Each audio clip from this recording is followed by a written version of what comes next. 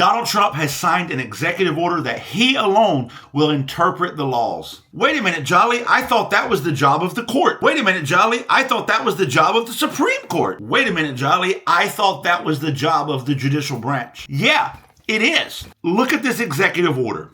Donald J. Trump reins in independent agencies to restore a government that answers to the American people. Now, before we get into the finer details of what this executive order says, let's break down the language in the title. I have said this before and I'll say it again. When we look at other countries where autocrats and dictators run the show, ambiguous language is the weapon they use in their propaganda. Department of Government Efficiency. That's super ambiguous so that you can have a wide reach of authority. This language reins in independent agencies in order to restore a government that answers to the people. That means abso-fucking-lutely nothing. But let's look at the language in this executive order. Right here it says, the president and the attorney general, subject to the president's supervision and control. First of all, we know Attorney General Bondi is going to do whatever Trump says anyway. But that language just makes sure that she does. And after he fires her, whoever's next will too. Will interpret the law for the executive branch. He tries to justify it by saying, instead of having separate agencies adopting conflicting interpretation, what that means is,